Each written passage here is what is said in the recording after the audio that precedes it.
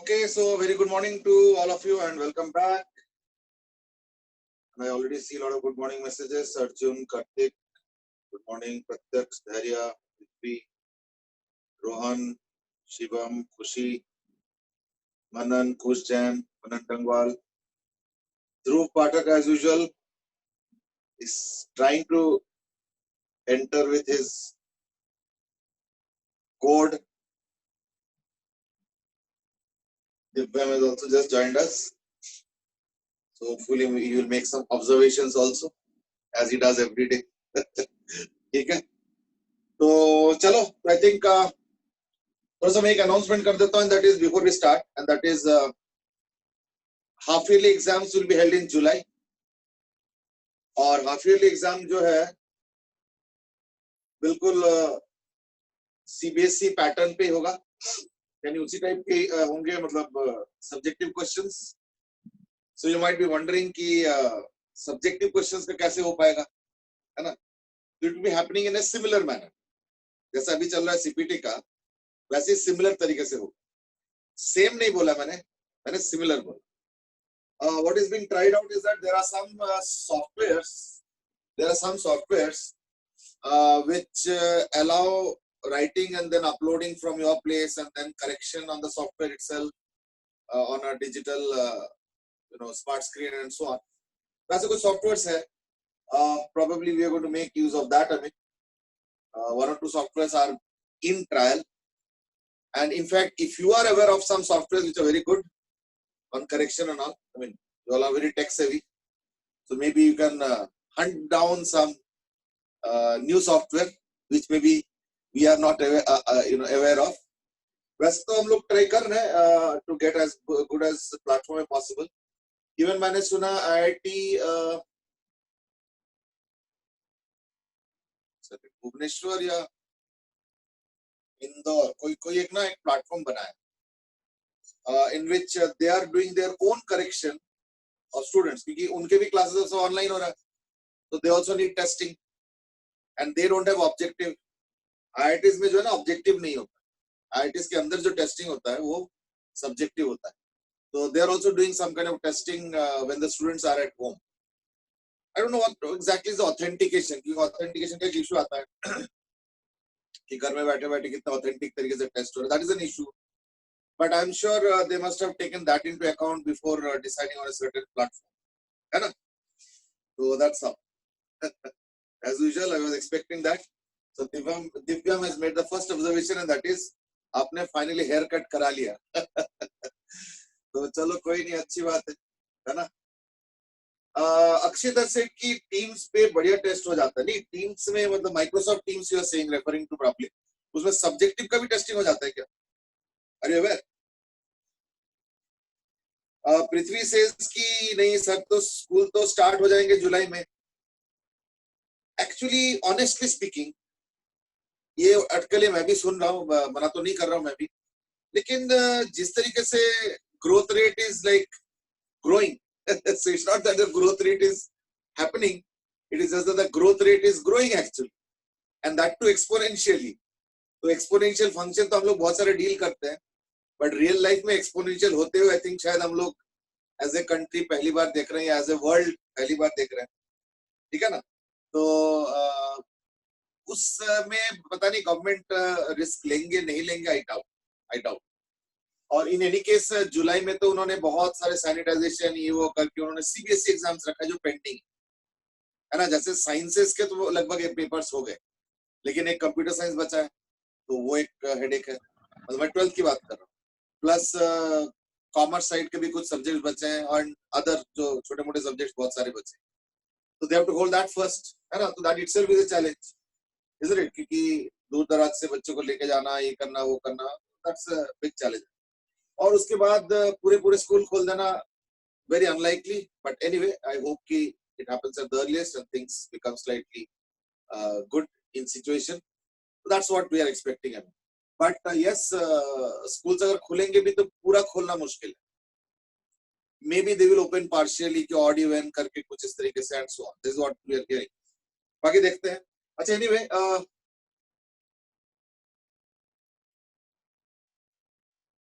दिव्या में, अच्छा चलो ये तो ठीक है।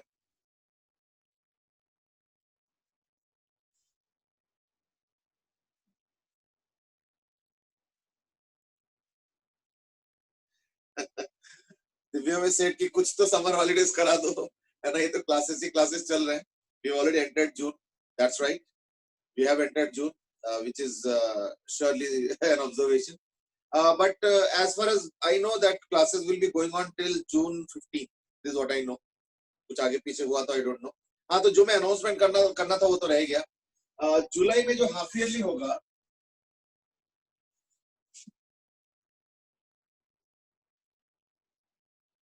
जुलाई में जो हाफ ईयरली एग्जाम्स होंगे, उसका जो सिलेबस होगा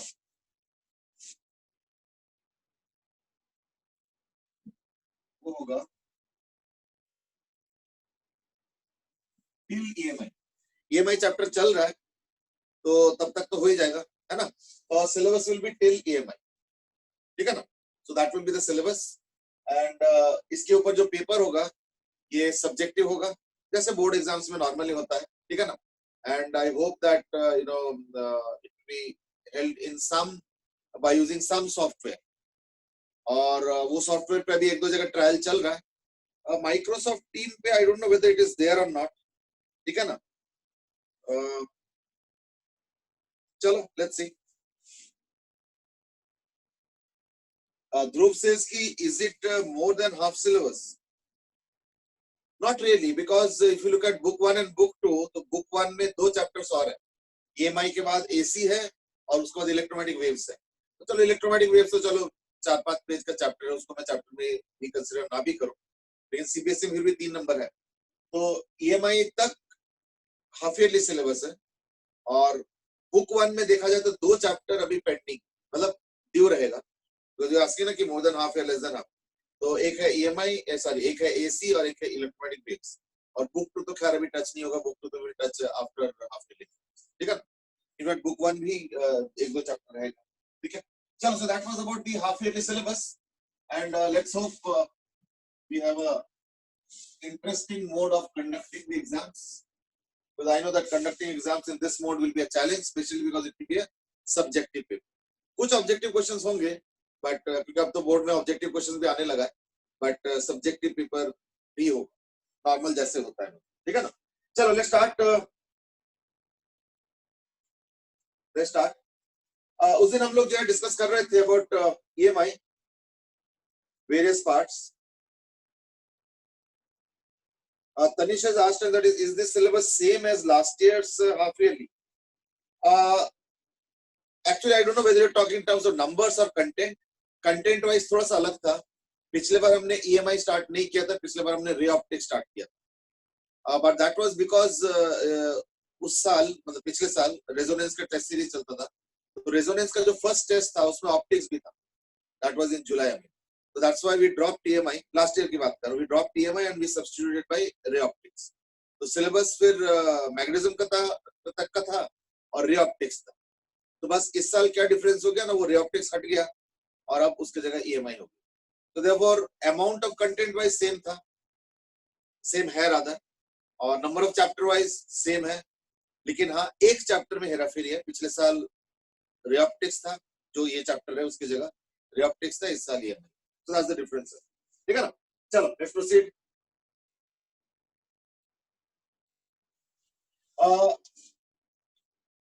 As we were discussing about EMI, तो हमने एक केस डिस्कस किया था, and that is कि अगर ये रेजिस्टेंस है और अगर इस तरीके से अगर हम कैसे कर देंगे,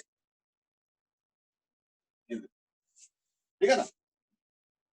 और फिर अगर इसको V वेलोसिटी से करेंगे and all those things, so we have learned about that, ठीक है? आज सिचुएशन थोड़ा सा अलग है, आज सिचुएशन जो है थोड़ा सा अलग है। क्या है आज सिचुएशन? ये है कि ये जो रॉड है, एज यूजुअल इसका मास m है, लेंथ l है, इसका रेजिस्टेंस r है, यहाँ पे मैग्नेटिक फील्ड है। What I do is that initially the rod is at rest. So the rod is at rest initially, and then it is started to be pulled with a force F. Then it is started to be pulled with a force F and kept in contact. So these 2 points are kept in contact with the wire and all. So that circuit break now, obviously. ठीक है ना? और ये जो force F है ये continuously लगाया जा रहा है. You have to do the same thing again and that is draw the VT graph. ठीक है, AT graph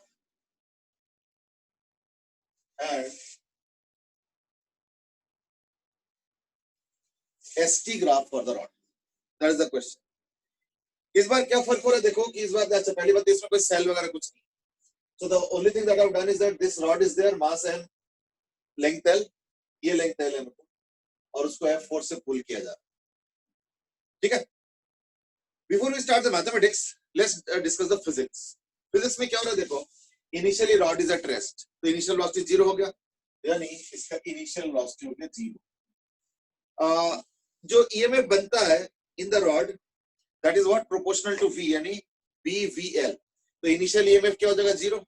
So therefore E initial is also equal to 0.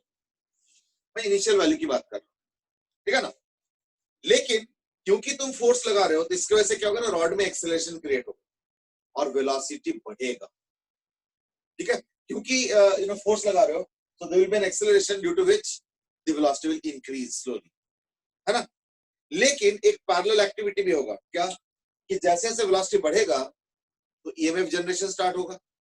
EMF generation होगा तो करंट भी जनरेट होगा, है या नहीं. तो करंट अगर जनरेट होगा in that case वो एक opposing force भी create करेंगे, magnetic force. So therefore the net force on the rod will be in a decreasing mode. क्यों? क्योंकि मैंने जो force लगाया वो तो लगा constant, लेकिन जो magnetic force generate होगा वो उल्टे डायरेक्शन में होगा. वो तो चेक करके देख सकते हो कि उल्टे डायरेक्शन हो रहा है नहीं हो रहा है. I can assure you कि होगा, but फिर भी चेक कर लेना, ठीक है ना. और उल्टे डायरेक्शन वाला जो force है वो बढ़ता जाएगा. क्यों? कि velocity बढ़ेगा, EMF बढ़ेगा, as a consequence करंट भी बढ़ेगा और करंट के प्रोपोर्शनल होता है मैग्नेटिक फोर्स, जो कि अपोज करेगा वो भी बढ़ेगा. यानी एक फोर्स कांस्टेंट है लेकिन जो अपोजिंग फोर्स है उसका वैल्यू धीरे धीरे बढ़ता जा रहा है. तो अगर एक फोर्स कांस्टेंट है, अपोजिंग फोर्स धीरे धीरे बढ़ता जाए तो जो नेट फोर्स बनेगा वो क्या होगा, डिक्रीजिंग मोड में होगा, isn't it? Therefore the acceleration, so that means the velocity will increase, क्योंकि एक्सेलरेशन तो है, लेकिन वेलोसिटी इंक्रीज का जो रेट है वो डिक्रीज करेगा. So velocity will increase, but the rate at which the velocity increases will continuously decrease. That does not mean कि velocity decrease करेगा. Velocity तो बढ़ेगा, लेकिन पहले जल्दी जल्दी बढ़ेगा, फिर बाद में धीरे धीरे बढ़ेगा. So that is the entire physics that is happening. All what you have to do now is that you have to boil it down to some kind of mathematics, isn't it? चलो, go ahead, find out the mathematics of it. यानी find out the acceleration, velocity and displacement as a function of time. Yeah, please.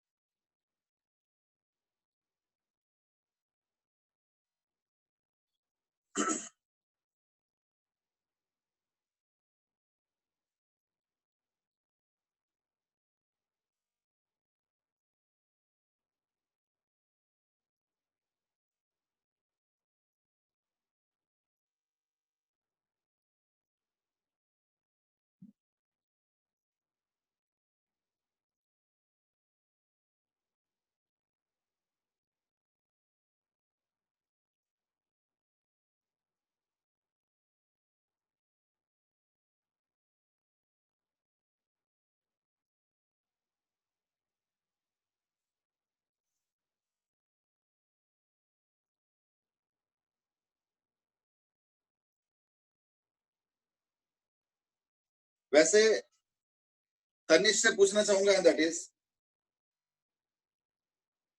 You asked a very interesting question. मैंने answer तो कर दिया, पर उसमें मुझे उस समय भी स्ट्राइक किया था कि ये क्वेश्चन क्यों पूछ रहे हो, कि like is the syllabus same as last year.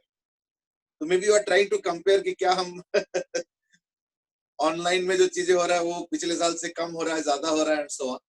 May be you are curious about that. यही है क्या तनिष? तनिष को बोल रहा हूँ.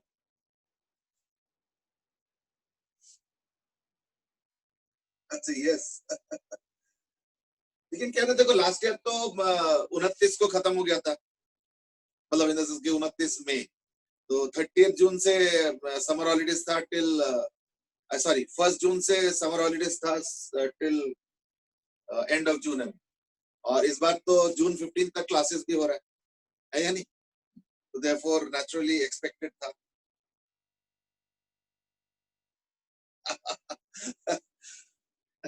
दिव्यम हैज अ डिफरेंट एक्सप्लेनेशन। दिव्यम से इसकी नहीं हो सकता, तनिष्क को लगा होगा कि लास्ट ईयर वाला पेपर आ जाएगा सेम सिलेबस होगा तो in that case last year का कहीं से निकाल लेंगे तो उसी पेपर को चेप देंगे। चलो, anyway, Dhairya has given an answer to the question, and that is fr into 1 minus e to the power b square l square करके कुछ कुछ एक्सप्रेशन है। ठीक है, ऐसे एक्सप्रेशन आता है। Let's now develop the mathematics. Let's say at some stage the velocity is suppose v. कुछ देर बाद velocity v है। In that case जो EMF बनेगा है ना, that will be BVL. That's what we have read already. जैसे जो current बनेगा तो वो बनेगा BVL by R, और उस करंट की वजह से एक ऑपोजिंग फोर्स जनरेट होगा which is BIL. So like F opposing होगा BIL, है ना? तो ये क्वेश्चन को थोड़ा डिमार्केट कर दिया, तो ये हो गया F opposing. So therefore F net कितना आ गया? F minus this. Now you might say, how do you know that it will be opposing? ना देखो, उसके बारे में तो खैर तुमको आइडिया और एक थ्योरम से लग जाएगा कि हाँ ये हमेशा अपोजिंग ही होगा, बट फॉर द मोमेंट हम क्या करते हैं, इसको एनालाइज करते हैं। तो अगर मान लो इसके अंदर पॉजिटिव चार्ज देखता है तो देखो क्या हो रहा है, v क्रॉस b ऊपर की तरफ, यानी पॉजिटिव चार्ज ऊपर जा रहा है, यानी करंट ऐसे।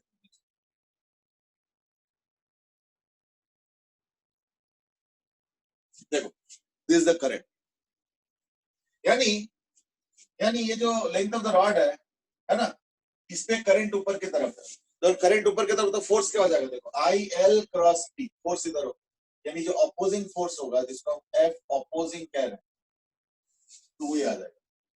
तो नेट फोर्स में क्या होगा, माइनस करेंगे, यानी F minus B square L square by R into V, ये आ गया नेट फोर्स। तो देखो एक्सेलरेशन आ जाएगा, एक्सेलरेशन क्या आएगा, F by M minus B square L square by M R into V, यानी एक्सेलरेशन आ गया। मैं काम करता हूँ, इतना बड़ा एक्सप्रेशन में लिखना नहीं चाह रहा, तो एक्सेलरेशन को मैं लिख देता हूँ k1 minus k2v, where k1 is equal to f by m and k2 is equal to b square l square by mr. इसको मैं साइड में रख देता हूँ, सो दैट बाद में कब यूज होगा तो कहीं इधर उधर का मिटाना ना पड़े। तो ये एक्सेलरेशन आ गया। अब ये जो एक्सेलरेशन है ना, इसको मैं लिख सकता हूँ दो तरीके से। Number one is that I can write it as dv dt, यानी dv by k1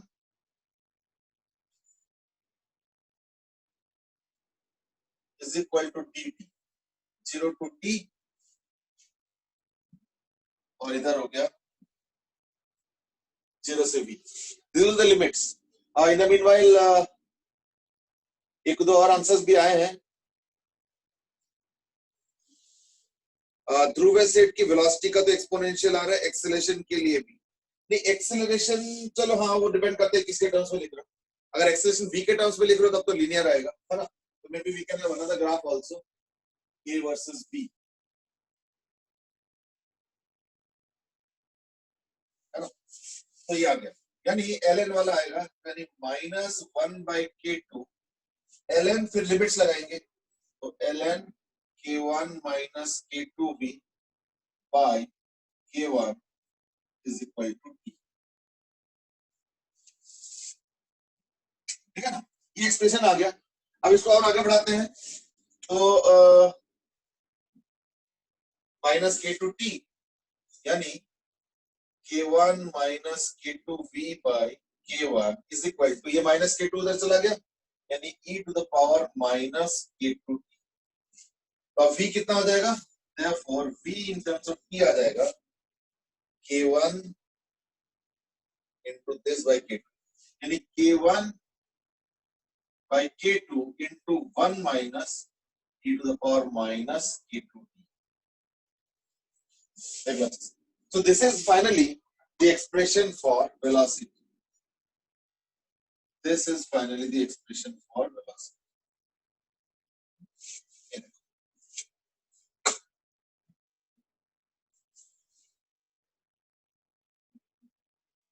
ठीक है, देख लो अच्छे से. तो v is equal to k1 by k2 into 1 minus e to the power minus k2. अच्छा, अभी एक्सप्रेशन को देखो जरा. t is equal to 0 पे क्या आ रहा है? 1 minus 1 is 0, तो वेलोसिटी 0. और t is equal to infinity पे क्या आएगा? k1 by k2. यानी मैं एक काम करता हूं, अगर मैं vt का ग्राफ बनाऊंगा तो दैट केस ये एक्सप्रेशन आ जाएगा इस तरीके से. This is basically k1 by k2. I don't no कितना विजिबल हो रहा है, थोड़ा बड़ा लिख सकता हूं. दिस k1 by k2, क्योंकि टाइम t तो इंफिनिटी पे वेलोसिटी क्या आएगा? 1 minus 0 यानी k1 by k2. ये k1 by k2 हो गया और ये ग्राफ बन. So it will be asymptotic with this line. Which line? Y is equal to k1 by k2. और t जो इनफाइनाइट टाइम लग जाएगा उसको उस वेलोसिटी को अचीव करने, है या नहीं? देख लो. अच्छा, अब अगर ये वेलोसिटी आ गया तो एक्सेलरेशन में क्या आएगा? k1 by k2 माइनस तो आएगा ही, और वो माइनस k2 भी आएगा. तो like that will be e to the power something minus करके. यानी ये एक्सेलरेशन होगा a वर्सेस t, वो ऐसे होता है.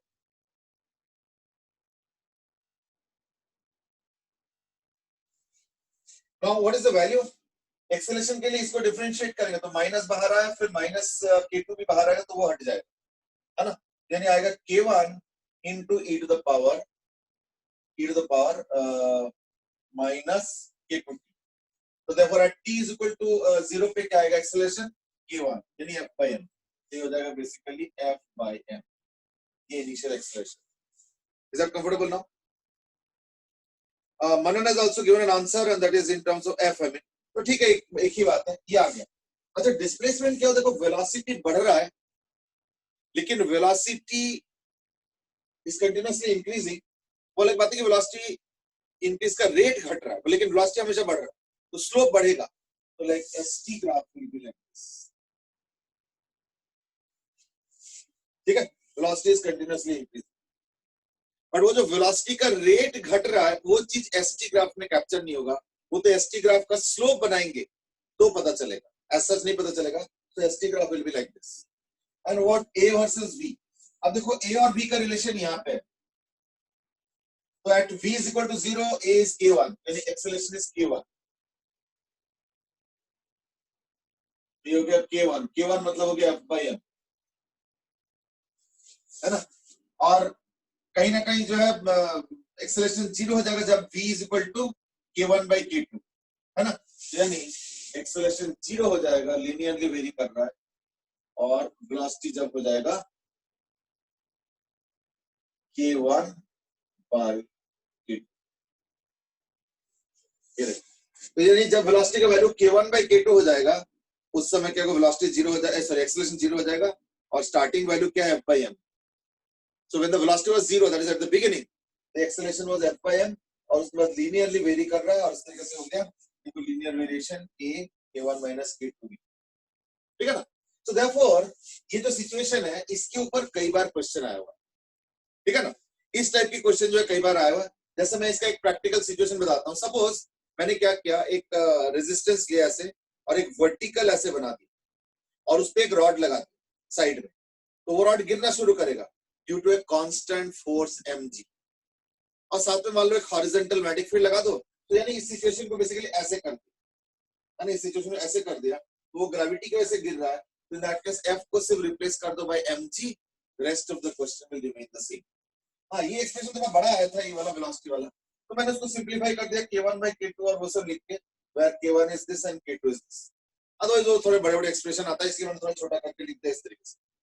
So now we know the variation of everything, a versus t, b versus t, s versus t, and also a versus v. अब हम सारे वेरिएशन जानते हैं, ठीक है ना?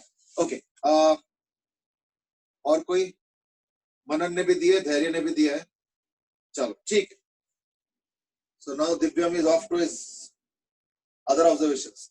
कि आपका हाफ स्लीव भी फोल्डेड है, वो एक्चुअली फोल्डेड नहीं है, वो देखो ऐसे फोल्डेड नहीं है. So what kind of observations are we doing? ठीक है ना. चलो, I hope this is okay now. Can we go ahead then? अच्छा, ये जो क्वेश्चन है, अगर मोशनल, इस पूरे टॉपिक का नाम मैंने क्या बताया था? मैंने पूरे टॉपिक का नाम बताया था मोशनल ईएमएफ, है ना, मोशनल ईएमएफ. इस पूरे टॉपिक में ये एक बड़ा इंपॉर्टेंट क्वेश्चन, इसके वेरिएंट्स बन सकता है ना. जैसे मैं एक वेरिएंट बताता हूं. सपोज मैं कहता हूं इस क्वेश्चन को चेंज कर देता हूं, है ना, मैं इसी का एक वेरिएंट बता देता हूं. वो लोग बात है कि सॉल्व नहीं करूंगा क्योंकि एक्चुअली सेम ही आएगा, और may be you can say similar आएगा, ग्राफ भी सिमिलर आएगा, इसलिए मैं मिटाते मिटाते रह गया, मैं मिटाया नहीं. एंड दैट इज सपोज एक ऐसे सर्किट बनाता हूं, इसमें एक रॉड है जिसका मास m है, लेंथ l है, और इसको कुछ कांस्टेंट टॉर्क दिया जाता है, सपोज टाउ का, यानी एक कांस्टेंट टॉर्क से मैं इसको घुमा रहा हूं. तो क्या होगा? इनिशियली स्लो, फिर फास्ट और फास्ट इस तरीके से. और मान लो ये जुड़ा हुआ है with the help of a resistance, ये रेजिस्टेंस, ठीक है.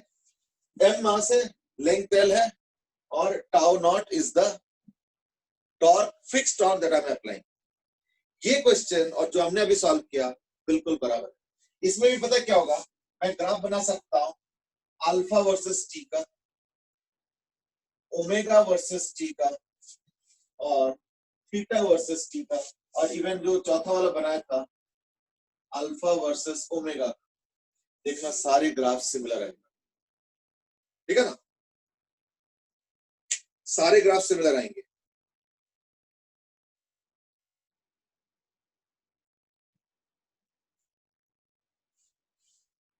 Okay, Manan has asked a question, that is, क्या हम अब स्कूल में एसी का मजा नहीं उठा पाएंगे?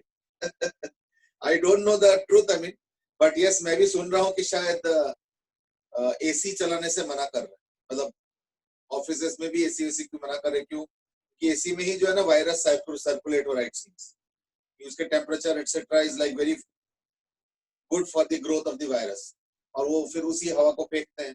तो इट सीम्स कि virus is being promoted by the ACM. I don't know whether it's very right और रॉन्ग. अक्षित आल्सो आस्क्ड कि क्या ये चैप्टर 15 जून तक चलेगा? नहीं, ये चैप्टर तो 15 जून तक नहीं चलेगा, ये चैप्टर तो खत्म हो जाएगा उसके पहले. फिर हम अगले चैप्टर भी स्टार्ट कर सकते हैं, वो डिपेंड करता है क्या स्टेज ऑफ डेवलपमेंट रहता है चैप्टर का, ठीक है ना. चलो, एनीवे, इसके ऊपर फटाफट तो जस्ट इसका बेसिक मैथमेटिक्स बना लो. तो बेसिक मैथमेटिक्स क्या होगा, जब इसका ओमेगा एंगुलर स्पीड होगा रॉड का, तो उस समय जो इसका ईएमएफ होता है वो क्या होता है? Half B omega L square, है ना. तो उस समय अगर उसका एंगुलर वेलोसिटी ओमेगा है, let's say after some time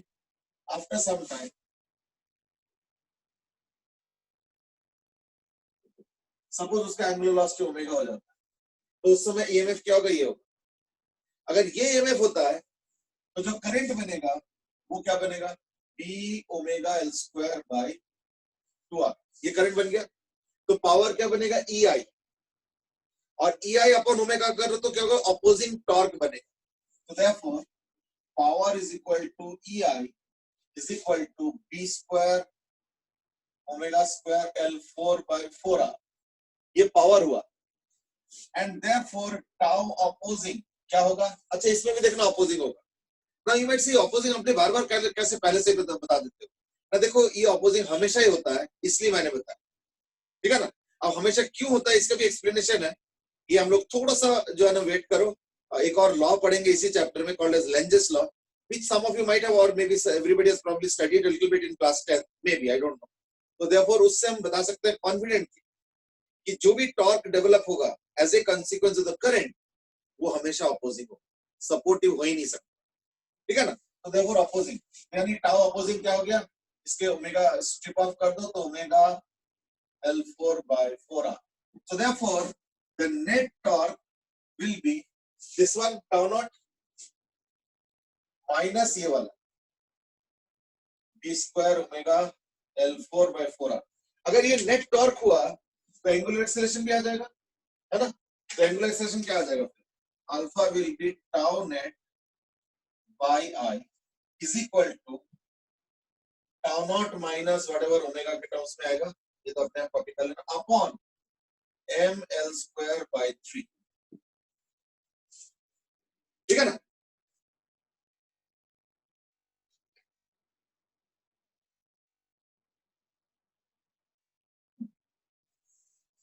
देख लो अच्छे से, तो ये जो एक्सप्रेशन बन रहा है देखो, ये भी ऐसे ही बनेगा, K1 माइनस K2 में, यानी जो अल्फा है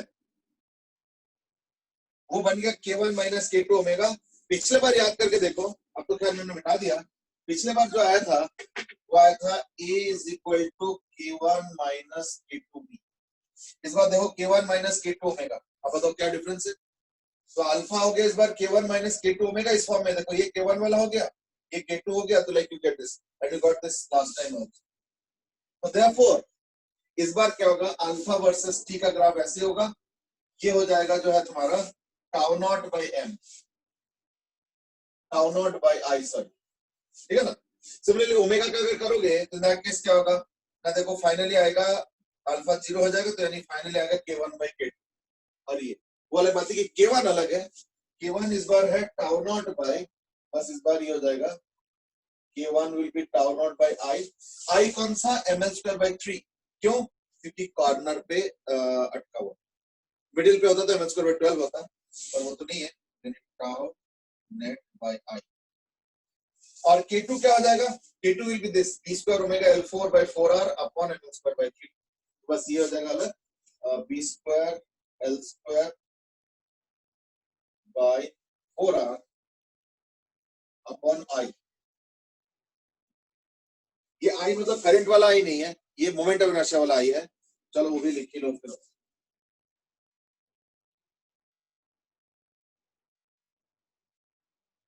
ठीक है ना। तो दैट्स द नेट रिजल्ट, तो b square L square by 4r और ml स्क्वायर by 3, ये हो गया K2।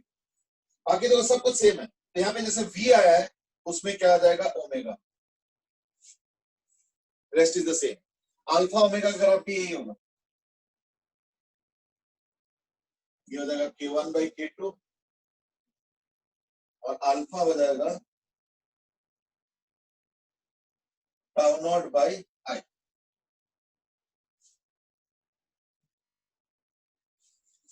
आई तो मैं बार बार कह रहा हूँ ml स्क्वायर बाई 3 वाला आई है, ना कि करंट वाला। तो therefore you almost have a replica of it. तो यानी ये सिचुएशन अलग है, एक में फोर्स लगा के ले जा रहा हूं मैं, और एक में टॉर्क लगा के, कांस्टेंट टॉर्क लगा के जो है मैं घुमा रहा हूं, लेकिन mathematics is almost the same, बस ये वो लीनियर वाला था, ये रोटेशन वाला। इस टाइप के और भी क्वेश्चन बन सकता है, तो like we have now understood and discuss the basics, तो मेरे ख्याल से आप क्वेश्चन सॉल्व करो तो खुद ही आइडिया लग जाएगा कि एग्जैक्टली क्या क्या पॉसिबिलिटीज, ठीक है ना, दैट यू कैन अंडरस्टैंड। इसलिए मैं इसको फटाफट मिटा देता हूं। I think we almost repeated what we did in the linear motion part, है ना। अब हम मोशनल ईएमएफ से थोड़ा हटेंगे, मोशनल ईएमएफ से हटेंगे मतलब बताता हूं मैं क्या है कि as I said last time, there was a small experiment which was conducted and all of a sudden it was discovered. क्या ये कॉइल अगर हम लेते हैं, सेल वेल स्विच विच जो भी रेजिस्टर है, और उसके ठीक आमने सामने अगर एक और कॉइल भी रखते हैं, है ना, तो देखा गया विद सम गैल्वेनोमीटर है, तो देखा गया कि जब जब हम स्विच ऑन और ऑफ करते हैं, सिर्फ ऑन और ऑफ के वक्त, बाकी टाइम नहीं, सिर्फ ऑन और ऑफ इसमें, तो उसमें भी असर होता है। इन दैट केस एक बार गैल्वेनोमीटर यूं झटके वाला रीडिंग दिखाता है और एक बार ऐसा होता है, लेकिन ध्यान रखना जो दूसरा कॉइल है उस पे जो गैल्वेनोमीटर का इफेक्ट दिखता है वो ऐसे नहीं होता ना, क्या होता है, बस इन्हीं दोनों में से, या तो ऐसे या तो ऐसे, बस। So it's not a constant current और long duration current which is produced here. No, what is produced here in the second coil is क्या, जस्ट एक झटके वाला करंट, एक बार ऐसे हो गया, या तो एक बार ऐसे हो, और वो भी फिक्स है। अगर इधर वाला स्विच ऑन करते हो, लेट्स से तुम इसको ऑन करते हो सपोज, और उससे झटके वाला करंट ऐसे होता है दूसरे वाले में, इस वाले में, इन दैट केस अगर तुम ऑफ करोगे तो दूसरे डायरेक्शन होगा, यानी एक ऑन ऑफ, बस बीच में कुछ नहीं हुआ, ये जो सर्किट था, इसको ऑन और ऑफ करते इस पे असर जो हो रहा है वो मैं बता, मान लो इसको ऑन किया बस, अब जब ऑन करके तुमने छोड़ दिया इसमें, तो यानी इसमें करंट कंटिन्यूअसली फ्लो कर रहा, पर इसमें नहीं कर, इसमें बस एक जर्क वाला करंट। अब ये एक्सप्लेनेशन साइंटिस्ट तो दे नहीं पाए इमोशनल ईएमएफ से, बिकॉज मोशनल ईएमएफ तो नाम ही इसलिए दिया गया है क्योंकि मोशन की वजह से ईएमएफ प्रोड्यूस हो रहा है, चाहे वो लीनियर मोशन हो चाहे वो rotational motion, that was the thing. लेकिन यहाँ तो ऐसे कुछ हो नहीं रहा है, यहाँ तो इनफैक्ट कुछ है ही नहीं, है नहीं, यहाँ पे तो इनफैक्ट कोई मोशन ही नहीं है, तो फिर ईएमएफ किस वजह से हो रहा है? तो more investigation was done and it was slowly discovered कि जो असली कॉज है ईएमएफ का वो मोशन नहीं है, वो मोशन नहीं है, वो उससे कुछ अलग है। पर देन यू माइट से, लेकिन इतने सारे चीजें क्वेश्चंस फिर एक्सप्लेन कैसे हो गए? वो जो मैं असली कॉज की बात कर रहा हूं, यानी motion is not the so called, जिसको कहते हैं ना रियल कॉज या असली कॉज, असली कॉज यानी रियल कॉज या रियल एक्सप्लेनेशन कुछ और तरीके से, वो एक्सप्लेनेशन मोशन वाले में भी फिट होता है। बट मोशनल ईएमएफ का कमी क्या है कि वो सिर्फ मोशन वाले केसेस को एक्सप्लेन कर सकता है, बिना मोशन का भी जब ईएमएफ जनरेट हो रहा है वो एक्सप्लेन नहीं हो सकता। तो देयरफॉर ऑब्वियसली वही वाला थ्योरी एक्सेप्टेड होगा ना, जो कि और ब्रॉड बेस्ड है और जो और पूरी चीज को एक्सप्लेन कर सकता है। तो that was done by using the concept of what is called as magnetic flux. जैसे इलेक्ट्रिक फील्ड लाइंस होते हैं तो उसका इलेक्ट्रिक फ्लक्स होता है, सिमिलरली मैग्नेटिक फील्ड लाइंस होते हैं तो उसमें मैग्नेटिक फ्लक्स होता है। Now what was scene was that, now later on it was discovered, and what was seen was that the real cause of EMF generation is not really that motion and all those things. Motion is just one part of the real cause. तो इसलिए initially क्योंकि वही discover हुआ था, तो initially साइंटिस्टों को लगा कि शायद यही असली कॉज है। असली कॉज वो नहीं है। असली कॉज क्या है? EMF is generated because of change in flux, change in magnetic flux, यानी चेंज इन मैग्नेटिक फ्लक्स की वजह से जो है ईएमएफ जनरेट होगा, ठीक है ना।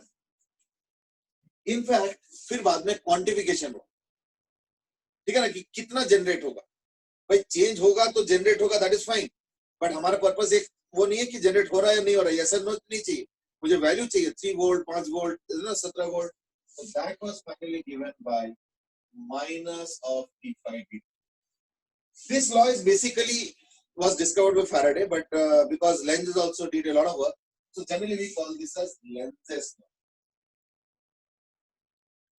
Now it has two parts. One is this d phi dt, यानी rate of change of magnetic flux. Now you might say आपने वो तो नहीं लिखा, तो मैंने सिर्फ cause लिखा, because of change in magnetic flux. अभी cause लिखा, जितना जल्दी से फ्लक्स चेंज करोगे उतना ज्यादा ईएमएफ होगा, so that is a quantification. But cause वही है, चेंज इन मैग्नेटिक फ्लक्स। जहां पे मैग्नेटिक फ्लक्स चेंज होगा ईएमएफ जनरेट होगा, कम होगा ज्यादा होगा, that is the mathematics. And there is also a minus sign, this minus has a significance, ठीक है ना, मैं वही एक्सप्लेन कर रहा हूं। This minus has a significance and that is something like this, the negative sign implies that the EMF generated is such that it opposes the cause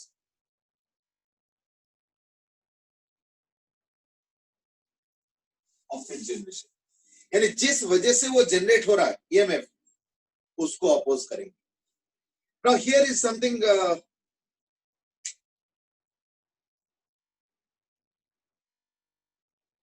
okay, there are one or two questions, I mean.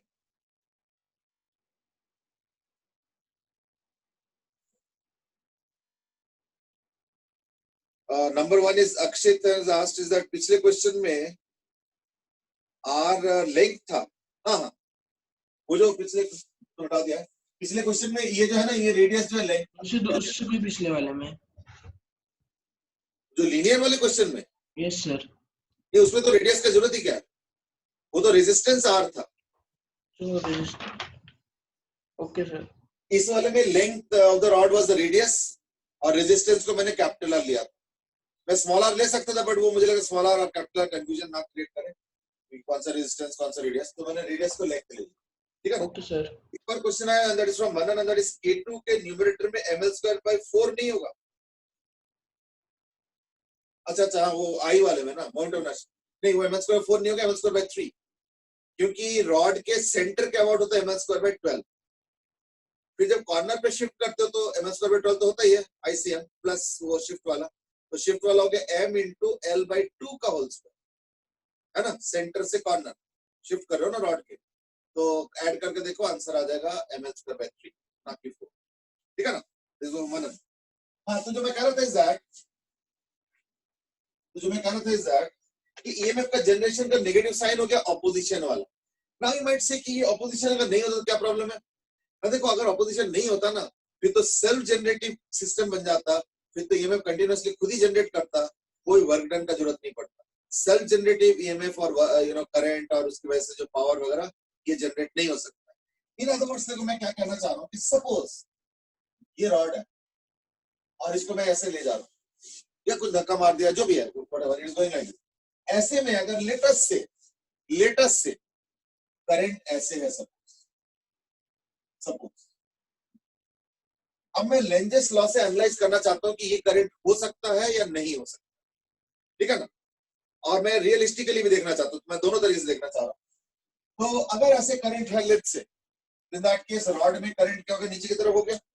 अगर rod में current मान लो अगर नीचे की तरफ हो जाए, है ना, अगर रॉड में करंट नीचे की तरफ हो जाए, इन दैट केस रॉड पे फोर्स किधर लगेगा, IL क्रॉस B अंदर की तरफ है, तो L हो गया नीचे की तरफ, L क्रॉस B फोर्स उधर हो गया, यानी एक फोर्स जनरेट होगी।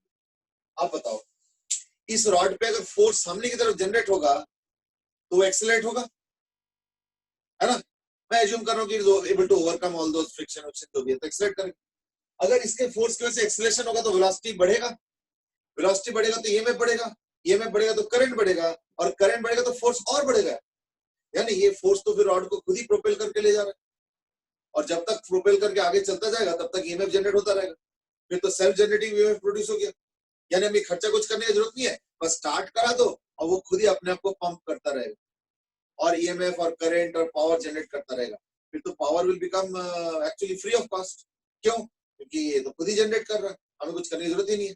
बट ऐसे नहीं होता है, हमें पता है कि ये जो है, ये वाला जो चीज है ये गलत, क्योंकि रियल लाइफ में क्या होगा, energy can not be created on its own. ये तो सेल्फ क्रिएटिंग एनर्जी वाला मशीन होगा, जो कि पॉसिबल नहीं, ठीक है ना। इनफैक्ट मैंने शायद शेयर किया होगा क्लास 11 में, मुझे याद तो नहीं है, and that is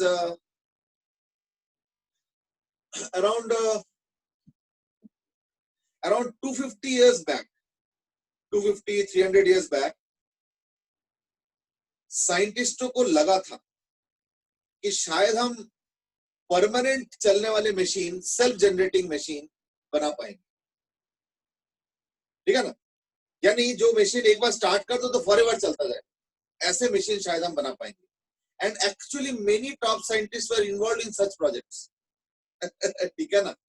but later on जब एनर्जी कंजर्वेशन वाला चीज आया और फिर पता चला कि फ्रिक्शन विक्शन की वजह से ऑपोजिशन होता है और, तो they realise that it was a totally futile effort. लेकिन देखो, दिमाग है, लेकिन जस्ट एक टाइप करके एक चीज रिसर्च करना कि साइंटिस्टों ने कैसे कोशिश किया था। So they develop very brilliant machines. और मैं एक चीज बता देता हूँ, उन मशीन्स को देख के पता है तुमको भी इनिशियली लगेगा कि हाँ ये तो फॉरएवर चलना चाहिए, ऐसे लगेगा। I am sure you on that. देखो रिसर्च करके देखो, पता चलेगा। So it was the idea of that used to exist at that time was called as perpetual machine. उन्होंने इसका नाम भी दे दिया। And many top scientist were actually involved in this, कि बस हम किसी तरीके से एक परपेचुअल मशीन डिजाइन कर लें कि जो कि फॉरएवर चलता जाए, कभी रुकेगा नहीं। वो अलग बात है, तुमको अगर मैं आज पूछूंगा कि भाई क्या ये पॉसिबल, तुम है कैसे पॉसिबल है, एयर रेजिस्टेंस होगा, फ्रिक्शन होगा, ये होगा, वो होगा, see you are so confident about that. लेकिन वही है ना, साइंस की जो शुरू के स्टेज था, उस समय ऐसे कॉन्फिडेंस नहीं था साइंटिस्टों को। उनको लगा था कि शायद ऐसे एग्जिस्ट करता होगा, तो they tried actually, and then they literally realised how futile the effort was. लेकिन मैं जब छोटा था तो मैंने एक बुक पढ़ा था, एक्चुअली आजकल तो बुक रीडिंग लगभग खत्म ही हो गया, तो मैंने एक बुक पढ़ा था एंड मे भी हो सकता है कि अगर सर्च करोगे तो नेट से मिल भी जाएगा मेरे ख्याल से, एंड दैट वाज एक देखना रशियन वो थे, अच्छा ऑथर थे, या Perelman.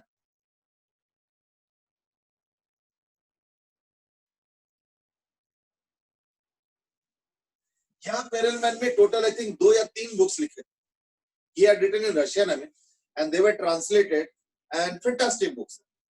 At least junior science के लिए बहुत अच्छे बुक लिखे थे उन्होंने, और डे टू डे लाइफ से कनेक्ट करते हुए अभी, तो मे भी अगर नेट से देख लो सर्च करके शायद इसका पीडीएफ वगैरह मिल जाए, क्योंकि अब तो सब फ्रीली मिल जाता है, तो may be somebody can get on this book, maybe you can share also.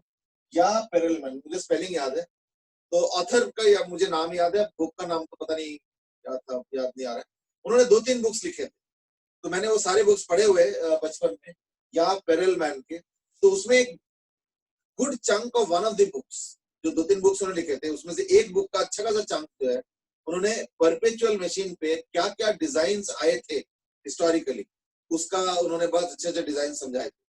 और जब मैं छोटा था तो मुझे ऐसे ही लगता था, जब पहली पहली बार पढ़ना शुरू किया था, मे बी अराउंड 7th-8th के आसपास, कि हाँ ये मशीन तो कंटिन्यूअसली चलना चाहिए, इसमें तो डिजाइन ही ऐसे किया गया है, ये तो कंटिन्यूअसली चलना चाहिए, ये इनफैक्ट मुझे भी लगा था।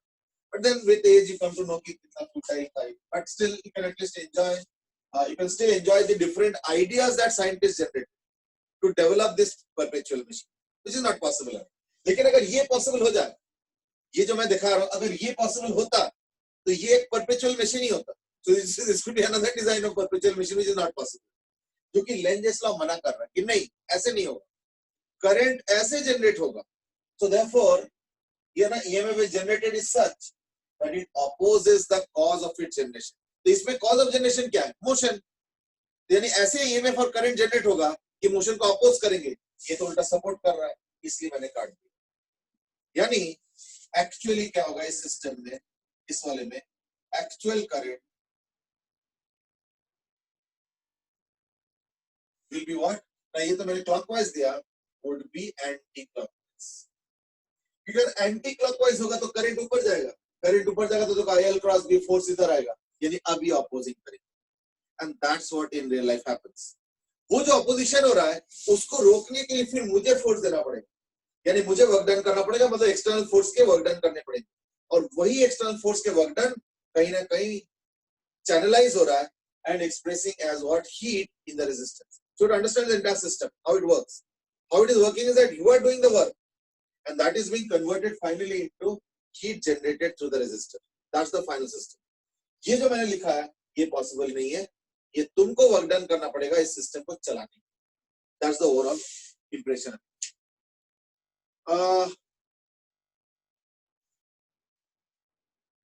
Okay, now some more comments. I mean, Shivam has said perpetual machines. Rohan has said that bulb attached to solar panels was one of the proposed ideas. नहीं देखो, bulb attached to solar panel can be perpetual, उसमें मैं deny नहीं कर रहा हूँ, लेकिन देखो perpetual का जो मीनिंग इनिशियली सोचा गया था वो ये था कि हम कुछ नहीं देंगे और वो सिस्टम खुद से चलेगा। तो सोलार सिस्टम में कहीं ना कहीं हम तो दे रहे हैं, in the sense कि like we are giving sunlight and that is the energy, I mean, तो ठीक है, फॉर्म ऑफ एनर्जी अलग, मैं कोई धक्का मुक्की नहीं कर रहा हूँ, so I'm not doing any work myself, means कोई एक्सटर्नल फोर्स वर्क डन नहीं कर रहा है सोलर सिस्टम में या सोलर पैनल में, लेकिन कहीं ना कहीं एनर्जी तो आ रहा है, so therefore it won't be a very good example of what you can describe as perpetual machine, isn't it? Because the idea was different. Idea was कि एक सिस्टम ऐसे होगा जिसको बस स्टार्ट करा दो और वो खुद से चलता जाए, यानी बिना एनर्जी बाहर से लिए, that was the idea actually, ये चीज ठीक है ना।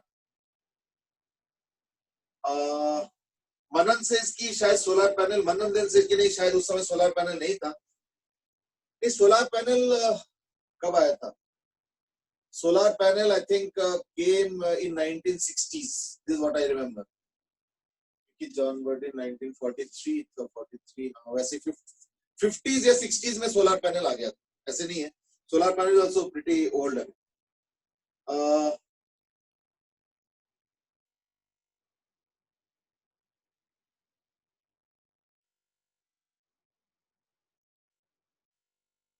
अच्छा, so now the argument that is going on is that कौन सा idea propose किया गया था, कौन सा नहीं.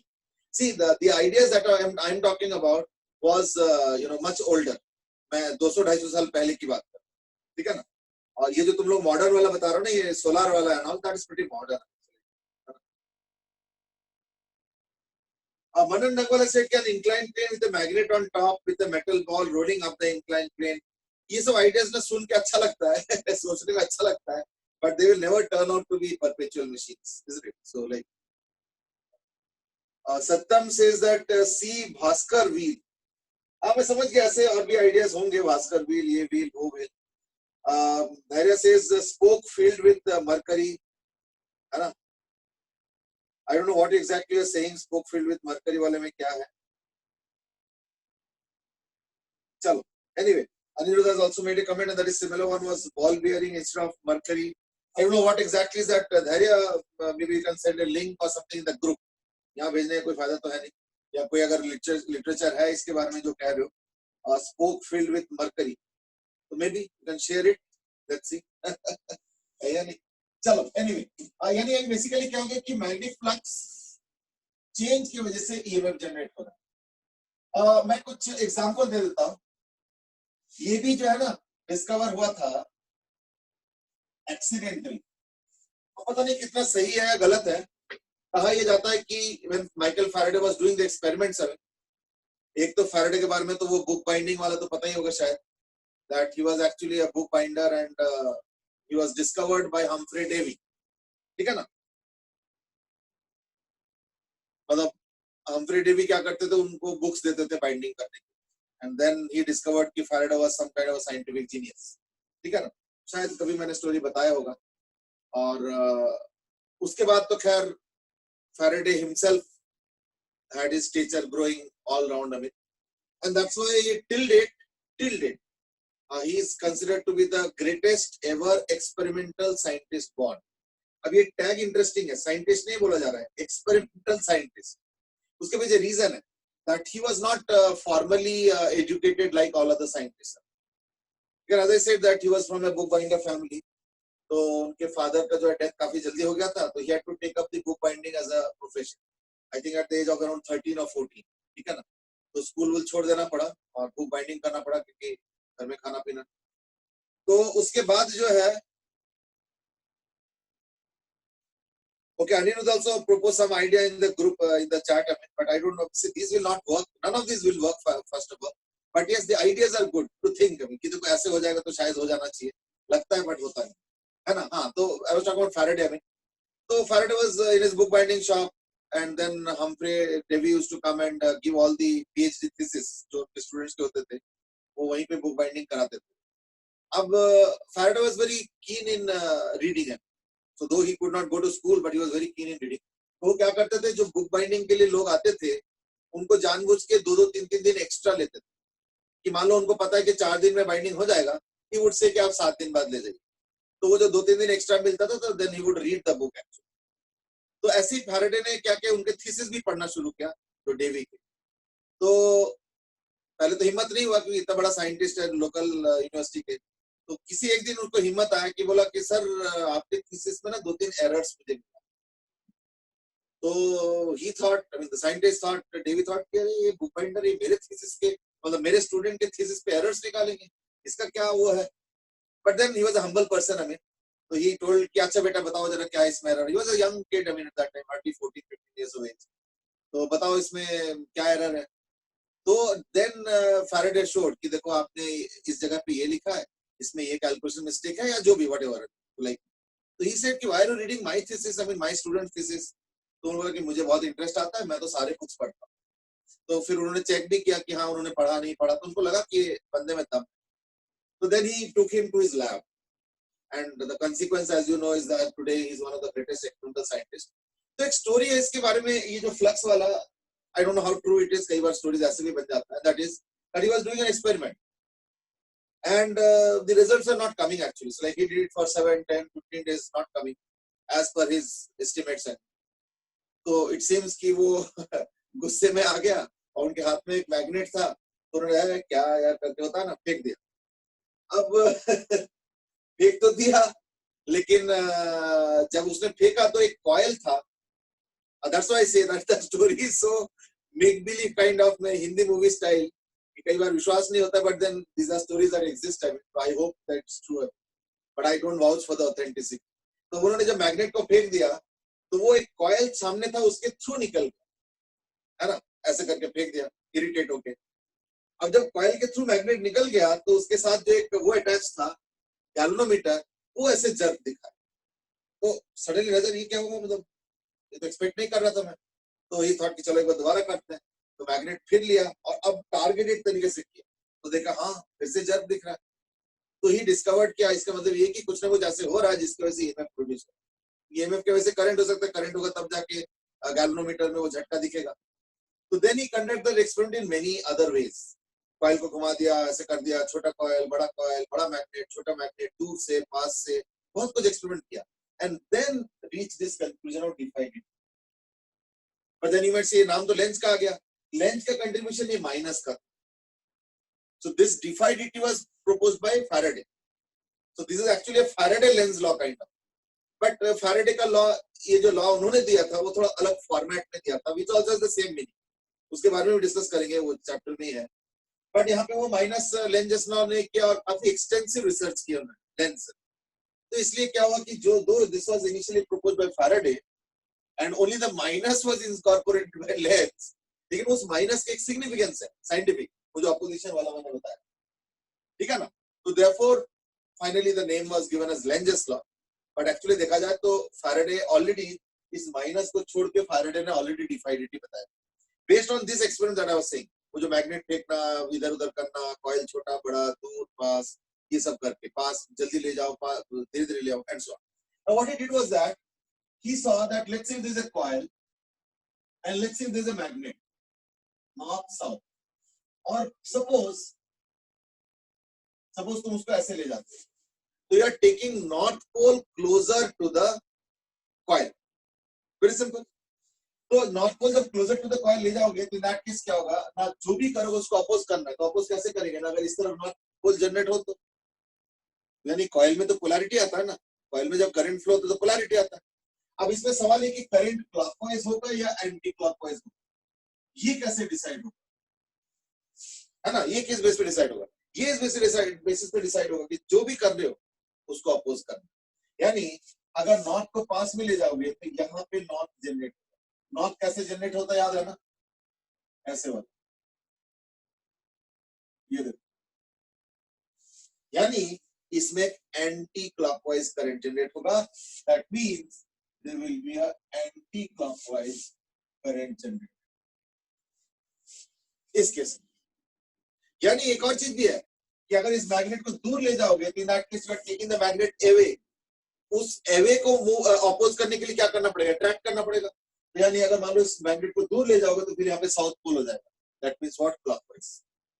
तो देयरफॉर अगर सामने एक कॉइल है और मान लो मेरे पास मैग्नेट है, उसको तो मैं आगे पीछे करूंगा तो उस कॉइल में क्या होगा, करंट क्लॉकवाइज, एंटी क्लॉकवाइज, ये सब चीजें जनरेट.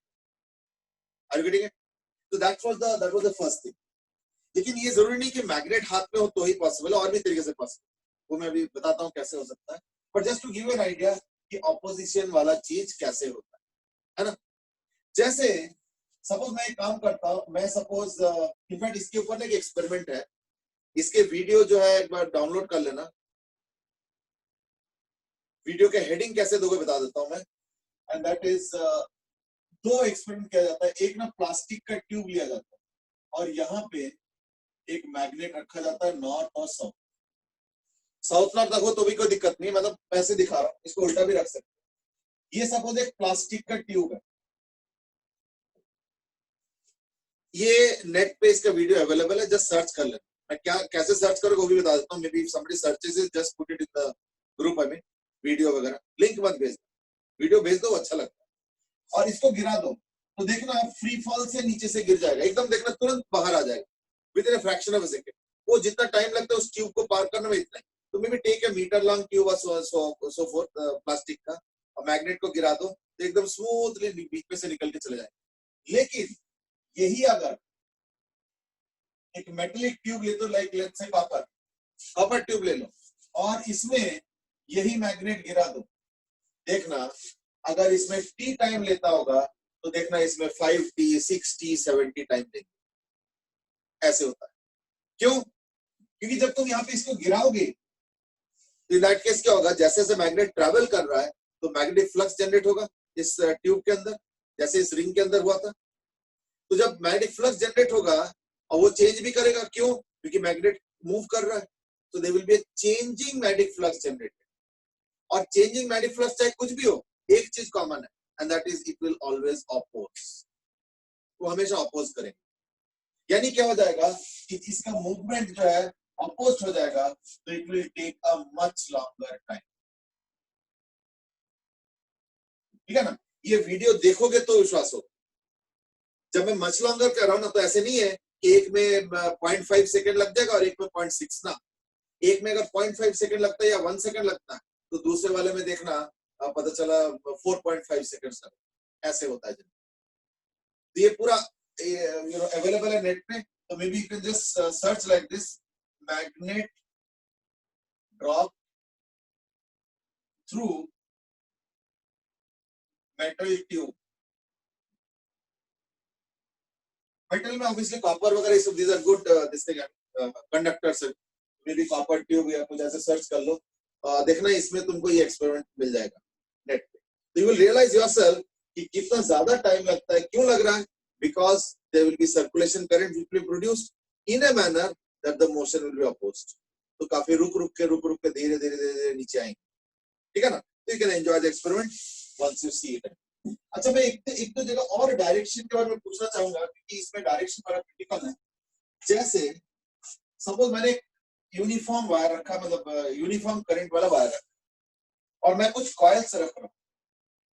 ठीक है ना?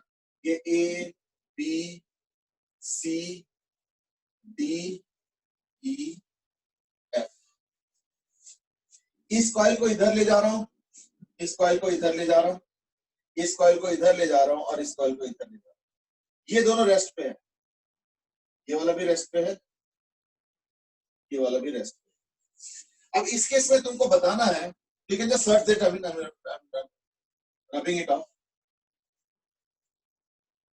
इस केस में तुमको बताना है कि A B C D E F में जो है करंट का डायरेक्शन क्या जनरेट होगा, डायरेक्शन ऑफ करंट। अच्छा, ये जो करंट है ये सेल के वजह से प्रोड्यूस नहीं हो रहा, ये वो फ्लक्स एंड ऑल दोस के वजह से प्रोड्यूस हो रहा है, इसलिए इसका एक नाम है, and that is called as induced current. और इस ईएमएफ का भी एक नाम है, and that is called as induced EMF. यानी direction of induced current is what I am asking in each case. ठीक है ना? फटाफट आंसर करो जरा।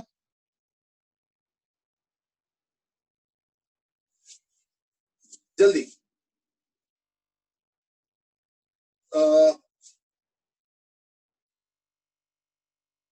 Manan Dangwal has made a comment that is, I know that was a proposed perpetual machine that failed to work। हाँ, वो तो मैंने पहले बोला कि लाइक कई बहुत बढ़िया बढ़िया आइडियाज साइंटिस्ट जनरेट किए, they all failed, but you will find the ideas very interesting because after all they did a lot of painstaking ideas and research and then only tried to generate the perpetual machine। तो ideas बड़े interesting थे, you can have a look at। Anirudh says कि spoke goes around, mercury flows down, should continue rolling। ये लगता है पर ऐसे होगा नहीं। समवेयर देखना कहीं ना कहीं फ्रिक्शन, एयर रेजिस्टेंस कहीं ना कहीं जो है सिस्टम को रोक दे। देखो थियोरेटिकली तो all machines are perpetual machines, theoretically. जैसे पंखा, अब मान लो यहाँ पे एक फैन है और उसको एक स्टार्ट कर दो तो for ever it should go ideally. लेकिन रियल लाइफ में क्या होता है, फ्रिक्शन, फिर एयर रेजिस्टेंस, उसका टॉर्क, तो रुक जाता है ना? हाँ, तो A B C D E F ये 6 कॉइल्स है, ये वायर है, करंट कैरिंग वायर है, फिक्स्ड करंट है ऐसे। तो मैं एक एक केस में पूछ रहा हूं कि करंट जो इंड्यूस होगा उसका डायरेक्शन क्या होगा। Yes, go ahead.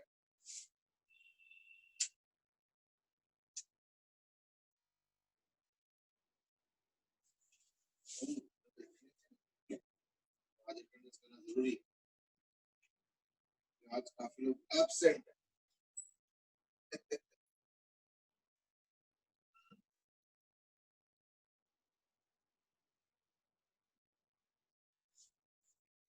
चलो लेट्स स्टार्ट.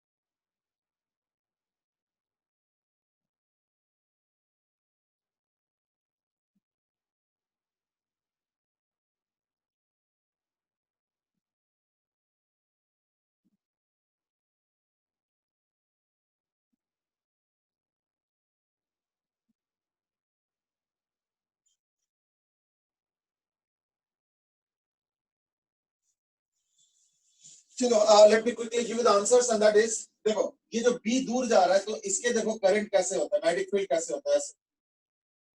तो अगर मैग्नेटिक फील्ड अंदर की तरफ है और वो बाहर जा रहा है, दूर जा रहा है, तो यानी मैग्नेटिक फील्ड का जो लाइन है वो घटेगा. क्यों?